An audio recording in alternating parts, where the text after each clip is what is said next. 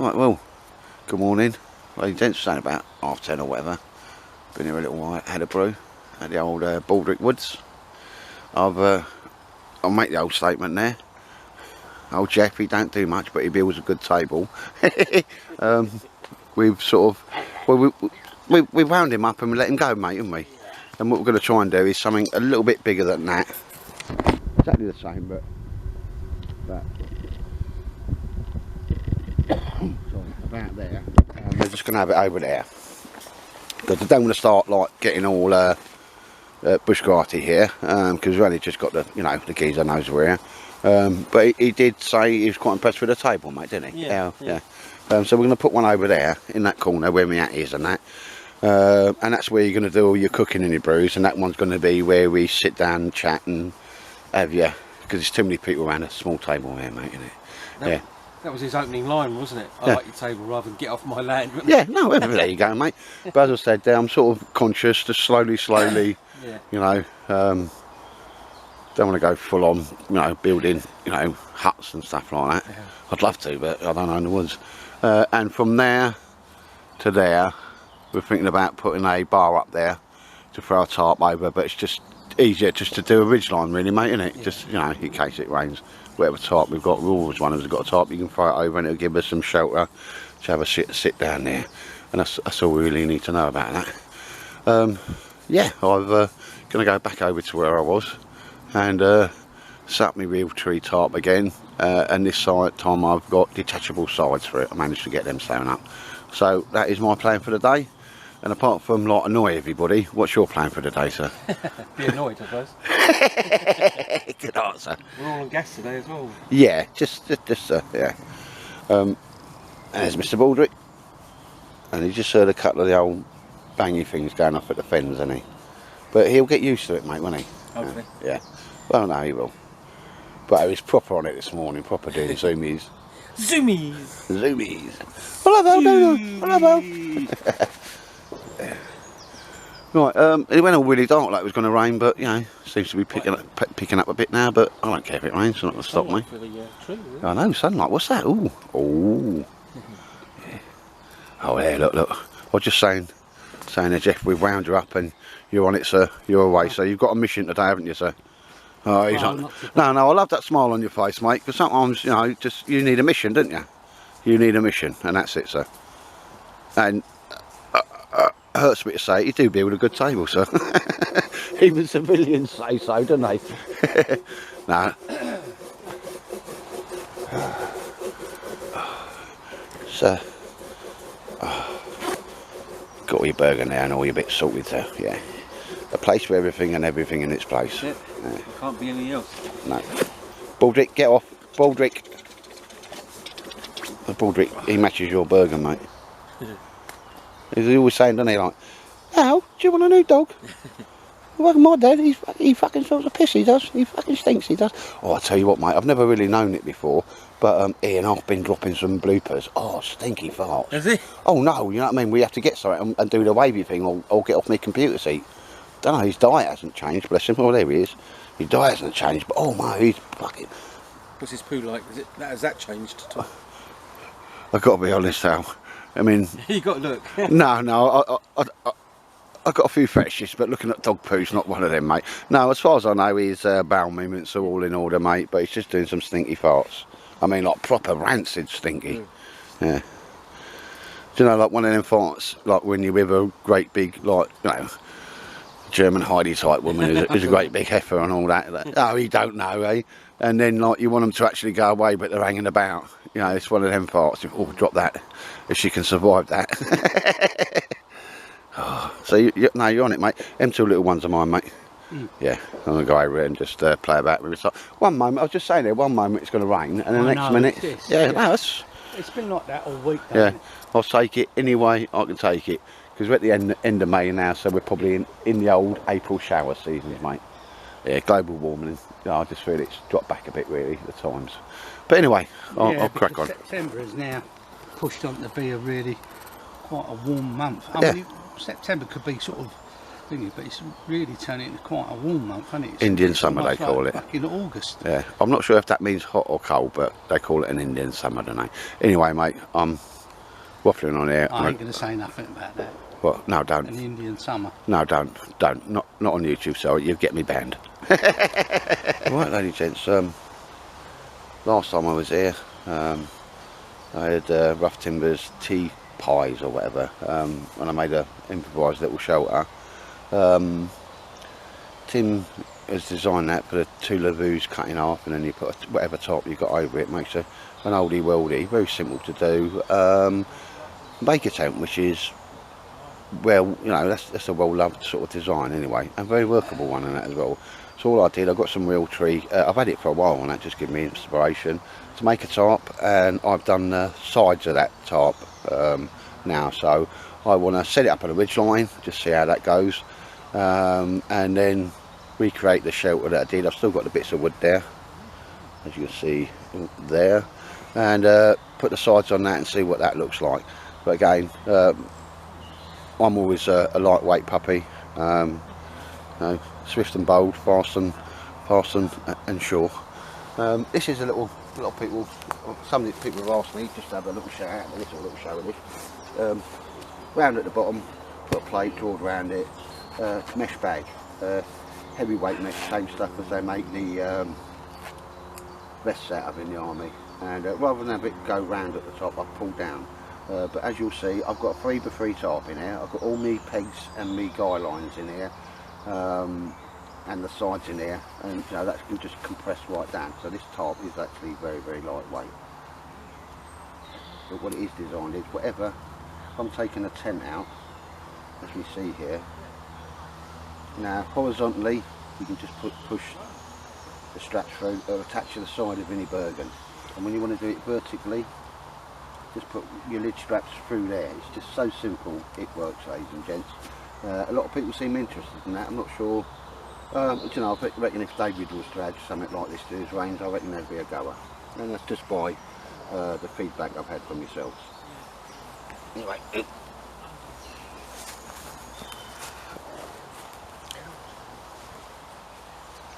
Right, anyway. Here we see just stuff in there. There's the 2 sides, which you'll see later on.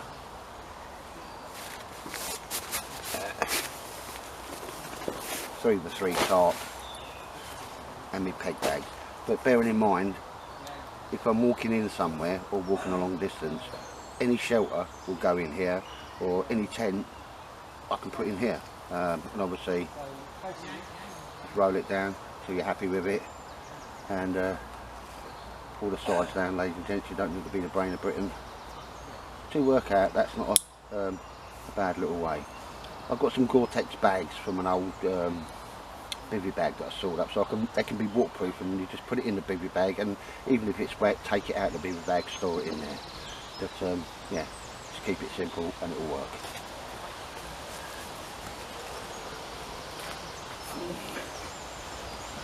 Right, ladies and gents, not going to keep you too long here. There's a 3x3 tarp set up in the as an A-frame shelter, and I'd be perfectly happy living under there. I think 3x3 is the way to go. Like I say, it's waterproof material, it's lightweight, and I'm rather liking the old real tree camouflage. I call that civvy camouflage, and to be perfectly honest, it works as well as any other. You still see the outline of the thing, but then it's hard to discern. The further you away, it's hard to discern what the centre of the visible mass is. Anyway, I'm going to attach my sides now, and I'll just bring you back just to talk and walk you through that, because there has actually been a few people that asked. Not the first time I've done the fanny flaps, as I call them, on the side, but I want to be able to set this up in different configurations as well, you know, with you know, give it a stick frame. Right, ladies and gents, we're having a table built in the background there. This is the way I attach it, and these are the sides. I've cut them out. They're 2 metres along the bottom by 150. I just put 2 metres on the floor, measured it from the edge all the way up, going to a triangle. The 2 sides you take away, you can also use to make one of these as well. So you would actually only need 2 metres of material to do it. I've used 4 just because use that material. What's this, a little loop on there? press knot things, always carry a couple of these. Obviously that's going to go underneath there just for the purposes of display, showing you what's what. I always carry a couple of these in my kit, just too easy.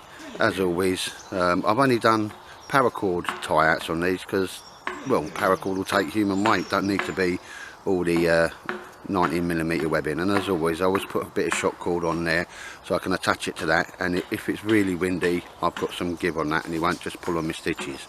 Underneath here, I'm hoping it is, because I've only done it from guesstimation, that will go underneath the triangle and hold it onto the triangle, the orange triangle that you'll see later on. If not, I mean, I'm bringing it out to see if it works or not. I did this at work and so I didn't have the triangle with me to stick it underneath. I think that should be okay. So all I'm going to do with that is get that out the way. It's always there if I need it. Press knot it.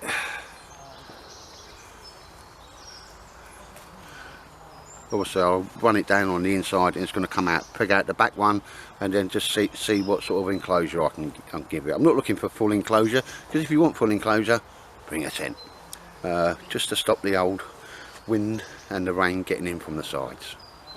So on that, ladies and gents, crack on. I'll shut up, crack on and get that done.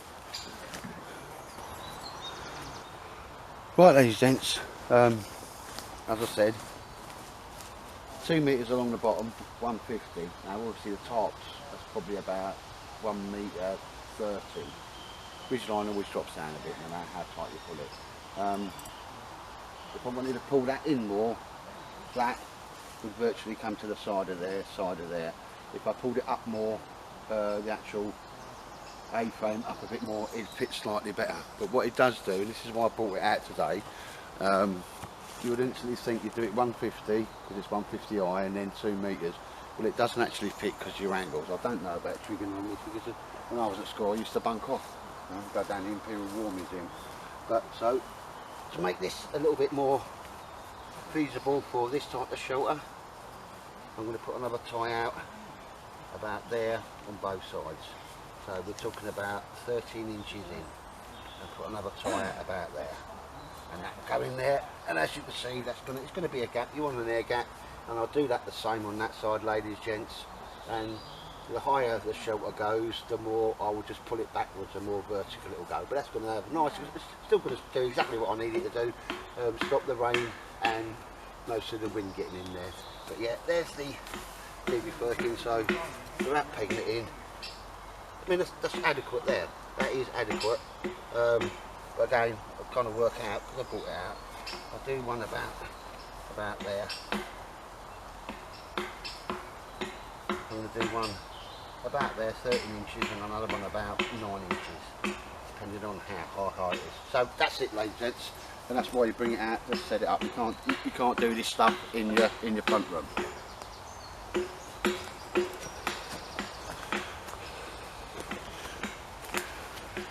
Obviously I'm not going to set the other side up, I need to set one side up because I'm just bringing it out here to have a little play about with, do a few markings on it to take it back to, I'll stick a few more tie-out punts on it.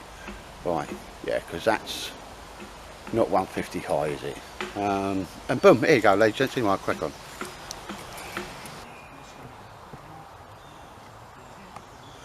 Right, ladies and gents, I rigged it up. Got my sticks there, I'll show you closer up, but that stick there is coming out at the right angle, and that stick there, they just need to be half again as taller, yeah, in the order of, that needs to be at least 160 high to make that actually fill that gap, to be perfectly honest, or a presence of filling that gap. You do the same the other side, and then your sheet goes over. What I'm going to do now then, I worked out I need, when I want a ridge line, I need to put a tie out there and a tie out there, and possibly a tie out about there, so I don't use a hole, and I can get it more vertical under the old ridge line. And this one, if needed be, I'll take it in closer because the little bit of webbing on there don't really cut it. But this is the thing you do, you do something, bring it out in the field, have a little play, and then go back and modify it. But I'm happy enough with the shape and the form of the sides. What I'm going to do now is just go around. I don't cut down any live wood. but getting straight bits that are strong enough. So I'm just going to get sticks that are a lot longer than that, and I'll need 4 of them. And I want a pole, because that pole's only about 2 metres, and I've got a 3 metre tarp. So I'll get that all ready just to have a play about with next time. And when I take this home, I'll put a tie out there, and one about there, so I can just take, if that's right up against the wood, then that'll go in a bit more. But no, it's got a lovely one off there. Concept's there, it's going to work. I've just got to tinker with it, ladies and gents. Won't bore you to death, so if anybody's interested in it, you know, I'll be sorting it out next time. And here's a close up, ladies and gents. You can't really do this when you're at home, and I sewed these up when I was at work. I mean, there's where my toggle goes. There's a piece of webbing there that would need, if I wanted to do as it's got to do there, that's got to come over and round there. That's going to need some tinkering, modifications. It kind of worked, because all I've done is underneath this pole is I've put a bit of bungee. May just make a smaller bit, but it's not going to be too difficult to do. But you've got to bring it out and you've got to try it, ladies and gents. Right, ladies and gents, here we see the other end of it, and you see what I mean now. I need to get better wood, and I'm going to have a mooch about for it now, because once I put a bungee in there, and that clicks underneath there and it goes all the way back, that's pulling it really as tight as you want it. That's really nice and tight, no dramas on that. Because this wood, I need to have a collar around that, like I've got at the other side. So when I go and find a bit of wood, this is only about 2 and a bit metres, so I want at least 3 metres, because I've got a 3 metre tarp. And again, I'll do a collar to prevent it shooting through like it's done here. But there you go. You can use paracord to do that, loop it and then pull it tight, just to pull the whole thing together, and job done. But I've used a bungee on that. So what I'm going to do now is just chip this, disassemble this, and boom, go and find some longer sticks, i.e. that one. I'm going to make them half as long again, and that one. So I'm infantry, I always keep things low to the ground, and I've got to get out of that habit. David Fairs was doing a very good job of getting me out of that habit, you know. Eddie, you put your basher more than knee height, come on. Yeah, yeah. Right, ladies and gents, while I was up there doing mucking about with my tarp, Al and predominantly Jeff have been like making a load of noise, making a load of mess. But it's all over there now, mate. You made a nice bosher. Yeah, hammer things in, mate. Yeah, and table legs and all that type of stuff. And we've been chewing the fat a bit as well, haven't we? Yeah. As Cool. you do. As you do, mate. Yeah, that's part of it. Bit of geezer time, innit? Big geezer time. Now the rain's starting to lash it down, and one thing I am concerned about, not the rain, but Mr. Baldy. And the thunder. The thunder. He don't like the thunder, do he? No, he said, I don't like it, Dad. I don't like it. Right, so I'm going to sort my dog out because he don't like the thunder, bless him. And I think this is probably in for the afternoon now, isn't it? Yeah, So, I think so, yeah. as far as filming goes, ladies and gents, I'm going to call it a day. Take care, and yeah, I'll see you next week.